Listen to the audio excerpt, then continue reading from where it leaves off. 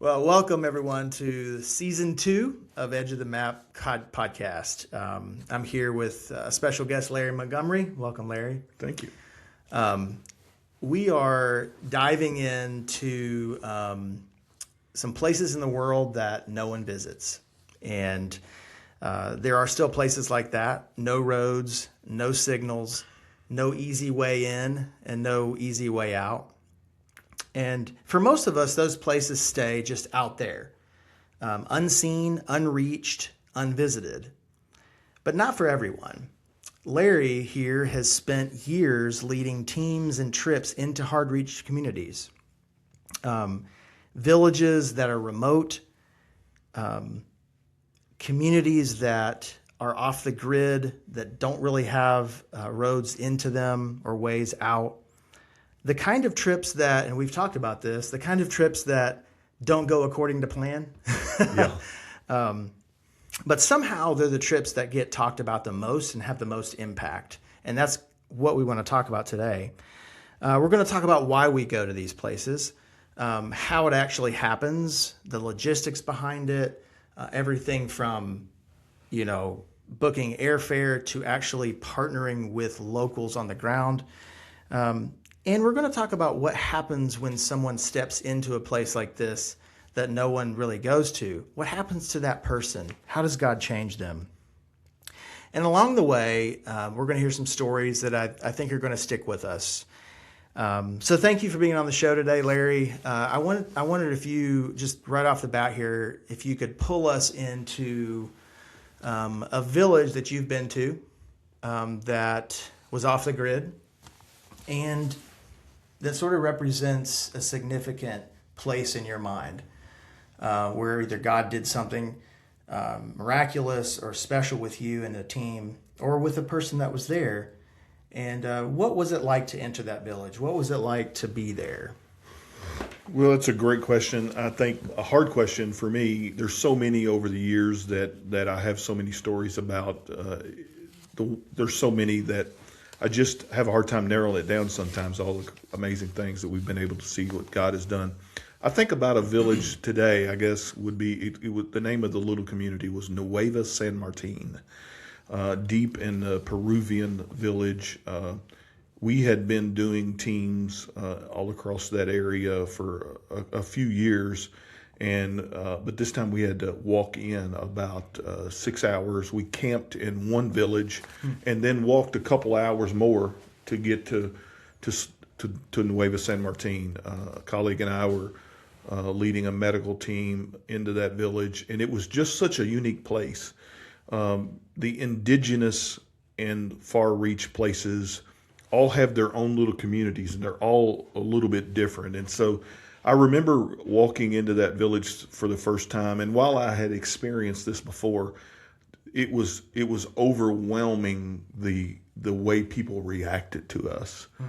They had not seen outsiders like us. They certainly not seen outsiders from a different race.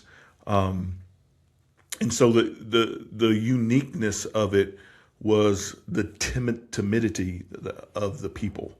We're there for this, in this case, a kind of a brief visit, but they were longing for the medical team that was coming, expecting them, wanting us to be there. But when we arrived, the shock on their face is one that I remember in that particular community. Was it almost like they weren't really expecting you to actually make it, or what do you think? Yeah, was behind that? I think the thought of it was there, but when we actually showed up and we looked different, I mean, we were giants compared to them. Wow. Dressed in modern clothes, and they were still very, very indigenous and very dressed with paint on their faces and indigenous dress, and with a worldview much different than ours. And then here we are actually there. Who would come? Yeah. It was a shock on their face. And it was a 6-hour hike, you said? It was a 6-hour hike to a community. We spent the night, and then another 2 hours in. Another 2 hours in. Mm-hmm. Wow. Reminds me of, further in, further up. Just a little bit further. Just a little bit further. Yeah. Wow. What, from that village experience in that medical clinic, what stood out to you as something God did?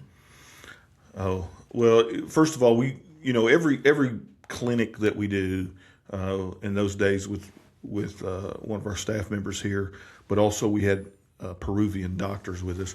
The goal certainly it's not that it's not the goal, but certainly is to treat people medically. But the goal is the gospel, and so just sharing the gospel. There was I speak Spanish, and we have translators there to speak Spanish, but they were speaking their own language. And so we had to have other translators. And so there were times when I was working the pharmacy, and, I'm trying to give medicine instructions. And I was translating from English to Spanish, and then there was another person there translating from Spanish to their language. And that's a unique challenge. But it's also kind of like, it's really neat. It's just neat. But also sharing the gospel to a place that really have little to no exposure to the gospel. It was just incredible. And we watched God open the spiritual eyes to people to the realities of the gospel of Jesus Christ. So some people may be listening and saying, that's great, I love that, but why really go? And I think that's what you're saying, is that there's a deeper purpose. And so tell me a little bit about that, not just from kind of a go perspective, but from your own perspective of what drives us to go visit villages that no one visits. Like, what is the heartbeat behind that? The thought that comes to mind is a quote that kind of one of my mentors would tell me is, all the easy places are taken. Obviously, we're driven by the gospel. It's the why, and we do everything we do. Yes, we may be doing some humanitarian relief somewhere, but the reason is for the sake of the gospel. Yeah. And all the easy places are taken. Why I've gotten this reputation to go to the hard places is because I'm going to put it in my rural Kentucky terms. You got to go where the fish are biting. Yeah. And we want to go. That's good. I want to be as useful for the kingdom as I can. And I'm not speaking, I would never criticize what God is using someone else to do. But for me, it's always been, I want to go where nobody else is going. So that I could reach the people that nobody else is going to. Yeah. That's good. I wonder if we could dig into another story maybe, because I know you've got a lot of them. Kind of take us into a moment or a person that really impacted you in a village.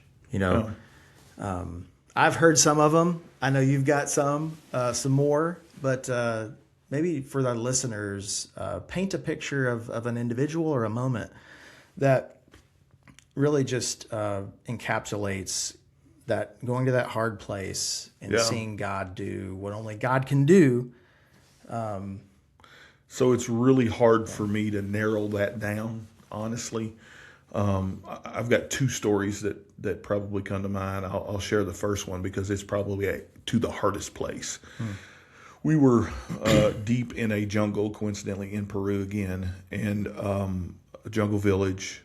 Myself, a couple Peruvian doctors. We had a team of people, dentists, and we had hiked several hours to get to this village.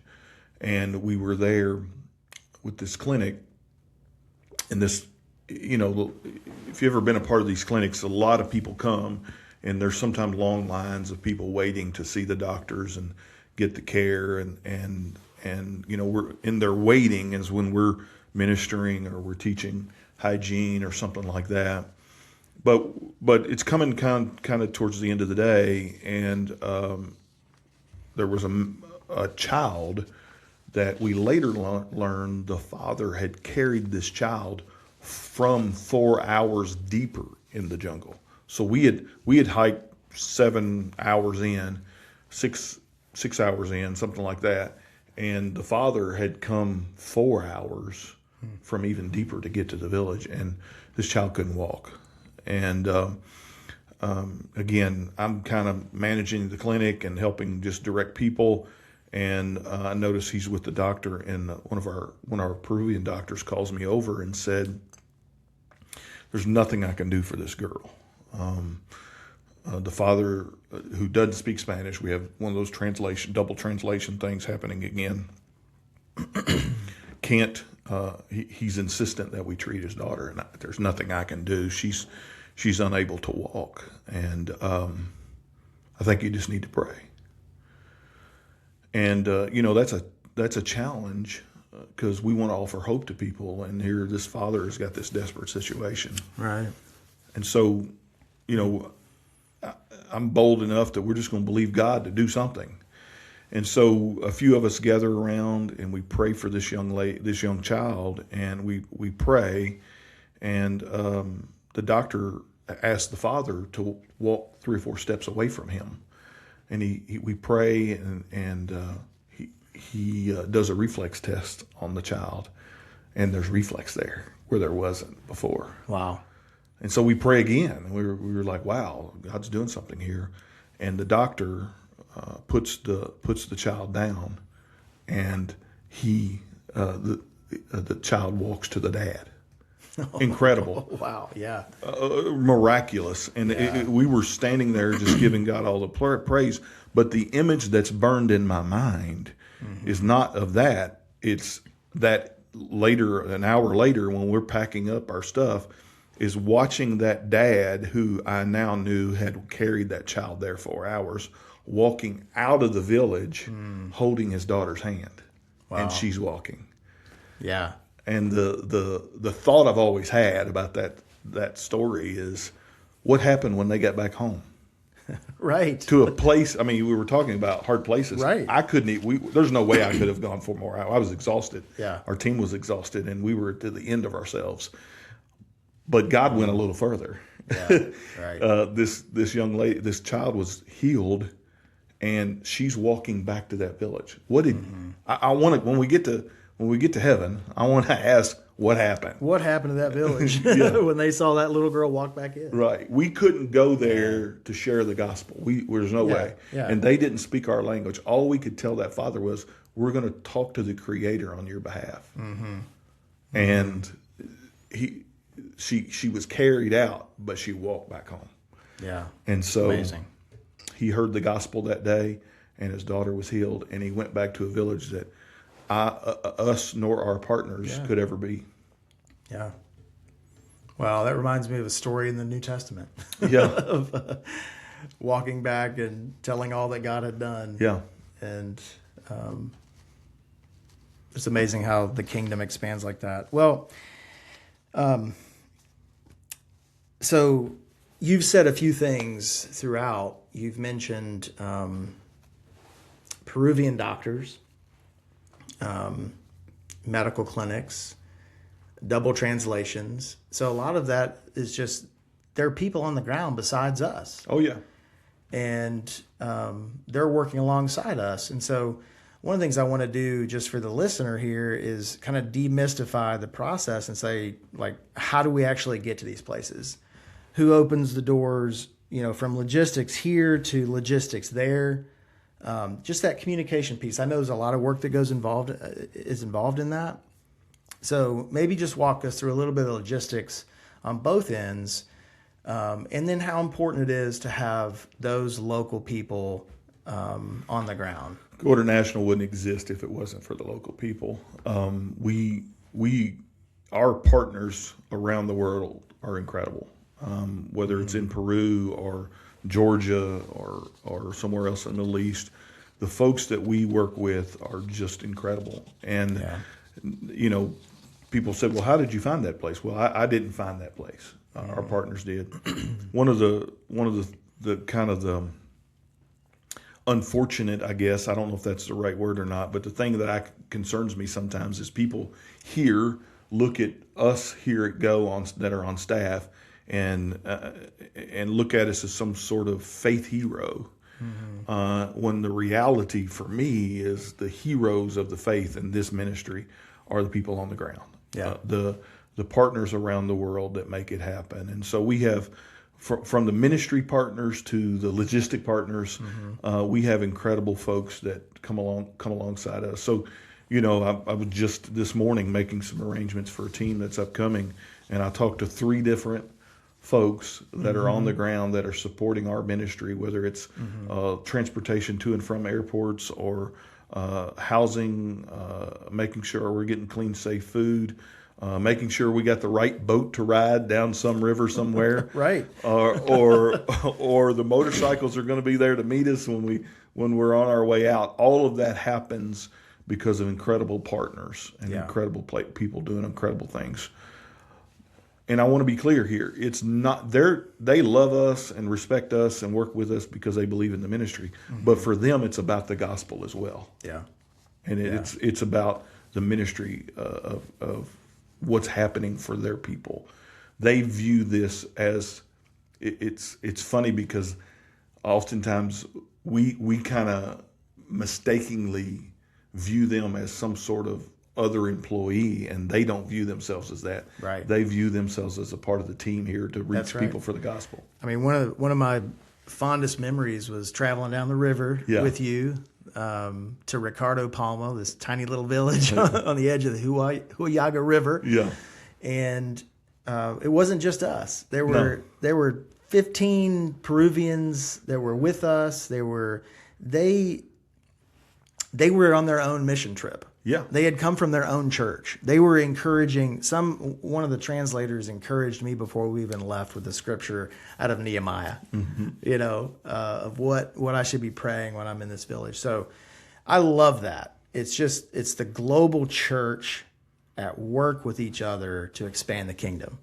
And that's what I love to be a part of with Go. And I think that's how we get into remote places. It's the only way we get in there. It's the only way. And it's hard. We forget that sometimes it's hard for them too. Yeah. When we take someone from the city of Lima, to the jungle, to the jungle, it's just as hard for them as it is for us. Yeah.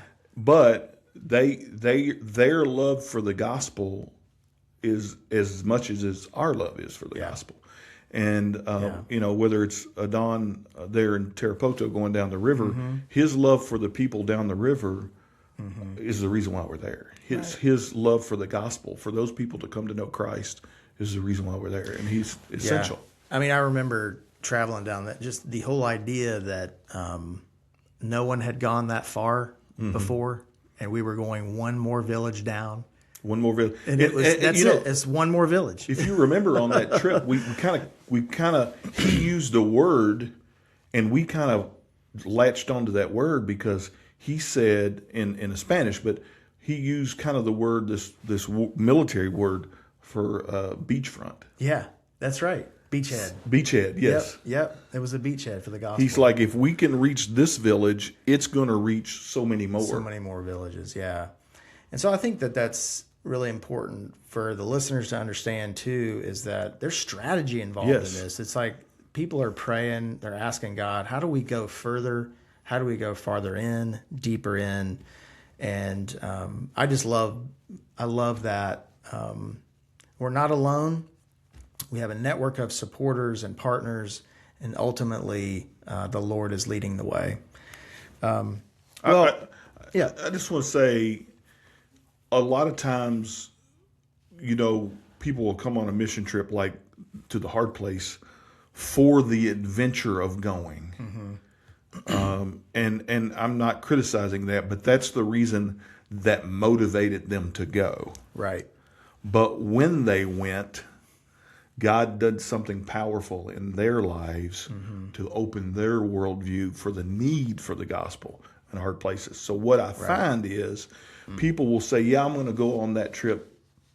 Their original motivation is for some great adventure. But they keep coming back because their eyes are open for the need for the gospel in difficult places, even deeper. Right. And so we have people that travel with me quite frequently that just keep coming back, not for the great adventure of what we do, but for the gospel. And so the first trip may have been for the adventure. Right. But they keep coming back because they realize the need for the gospel there. Yeah.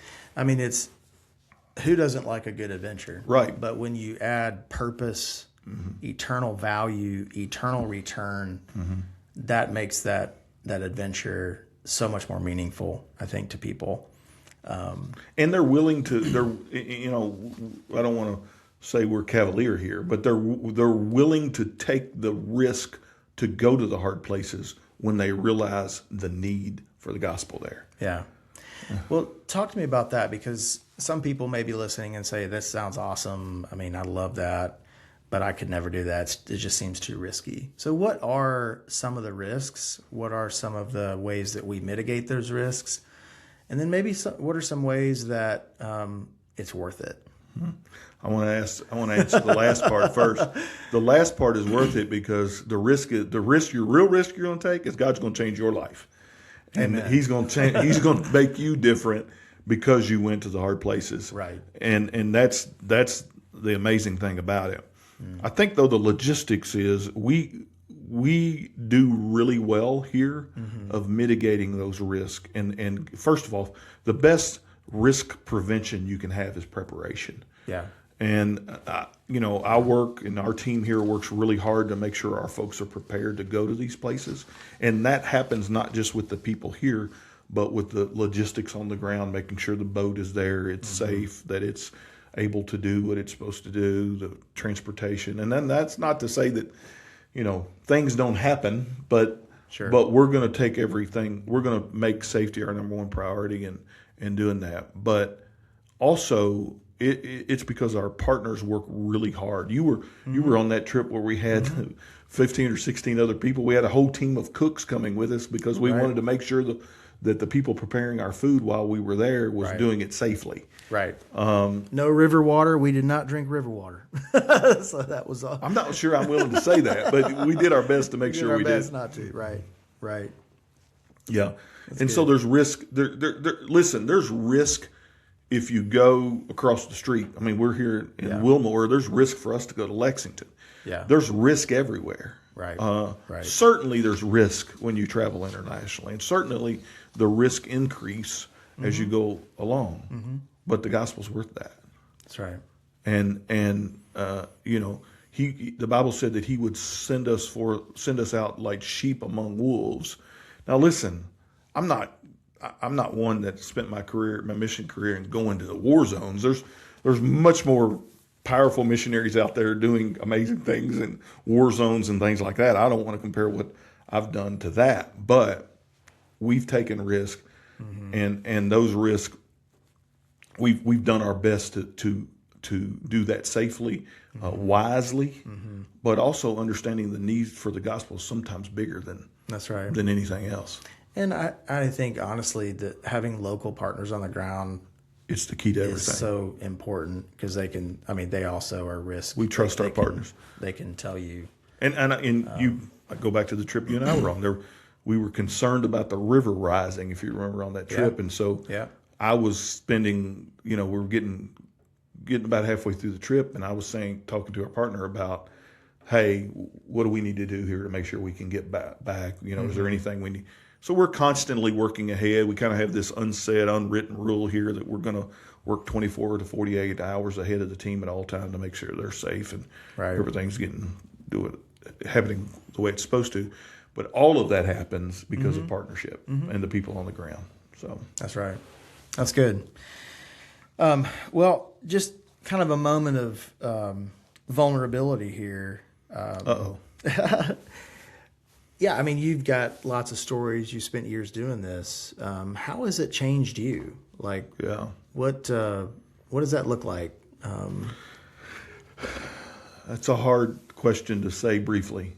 Take as much time as you need. I went on my first mission trip because my very first trip because a bunch of friends were going. But my first real trip as an adult, I was just kind of checking the Christian to-do list. Yeah, is the way I like to say it. Okay, Christians are kind of supposed to go on this mission trip, so I'm going to do that. Check the box. And we ended up going to a difficult place. And I'm from rural Kentucky. I've seen poverty, sometimes the people will say, well, we don't have poverty like that here in the United States, and I'm like, well, come go with me, and I'll take you to places that we do have extreme poverty here sometimes. But that's not what rocked me. What rocked me was the hunger and the need for the gospel. As a young person, when I went on that trip, how going to that hard place changed me is I was just overwhelmed that somebody's got to, the gospel has to be here, and somebody's got to go. And that can't, it was like I can't make that somebody else. It's got to be me. Yeah. And so my life changed. I went from someone who came back from on that first trip, when I was just checking the first trip as an adult, I was just checking the box to say, doing the Christian to-do list. I had said after the trip when I was a teenager that I would never leave the United States again. I said, going to this one, I'm going to go this one, check the Christian to-do list, and then I can say, hey, as a young minister, you need to go. And then I'll never have to do this again. That's what I was saying. I was in that jungle place. Unfortunately, I got sick on that trip, but I was in that jungle place, sick, thinking and praying, God, if you'll get me out of here, I'm never coming back. Yeah. But then I got rocked, and God hit me in the face with the need for the gospel around the world, and people's need for us. I felt God say to me very clearly, when I asked God in a moment of vulnerability, a moment through my own tears, said, God, how can you allow all of this, not only the poverty, but the godlessness and the absence of the gospel so freely that we have here? How do you allow that to happen? And theologians may argue this statement, but I felt God say to me, I didn't allow this to happen. I told my people to go. I need you to go. Wow. And that moment changed my life. And that's why I am who I am today, is because of that. I just was smacked in the face with the need of the gospel around the world. So it's very likely somebody could be listening and they're feeling maybe a nudge, or they're just, God's working on them. What would you say to somebody like that who, they hear this, they understand a little bit about how God calls people? What would you say to them? I don't want to oversimplify it, but just do it. Yeah. Just do it. When you step out, take the step. When you feel that nudge from the Lord, I have found in my life that if you'll just step out and go do it, that He's going to meet you there. Now listen, let's just be honest. That's not easy to do. There's things that are going to happen that aren't going to go the way you thought they were going to go. But if you'll just do it, the great adventure isn't going to places and rafting down a river. The great adventure is stepping into the will of God to go to the places and do the things He's called you to do, and having to trust Him that He's going to do all the logistics. He's going to provide. He's going to keep you safe. He's going to take care of the things that the unknowns. Yeah. That's the great adventure. Yeah. Is just stepping into His will in your life. So, the gospel of Nike, just go do it. Just do it. Right. My wife and I were just talking recently about the awareness that you have on a mission trip. You're just aware of God, and some of it's because you're in a completely different environment than you've ever been in. And so it kind of forces this hypersensitivity to the Lord, and there's no way I can do what I need to do without Him. You've heard the term reckless abandonment. Yeah. I call this a purposeful abandonment. Right. That's good. So you're abandoning all the distractions, all the other things, and you're just focusing on what God's calling you to do. I like what you said earlier, that God, He will change your life through this. That was a nice way of saying it. But in a lot of ways, people get wrecked. Their worldviews get messed up, and then I can't tell you how many people that have been on a trip that are been in a hard place where you're at the end of yourself. You're you've ate strange food all week. You've bathed in a river, or we've taken bucket brigade baths, or whatever it is we're doing. Not that all the trips are that way, by the way, but and you're just uncomfortable. You're at the end of yourself.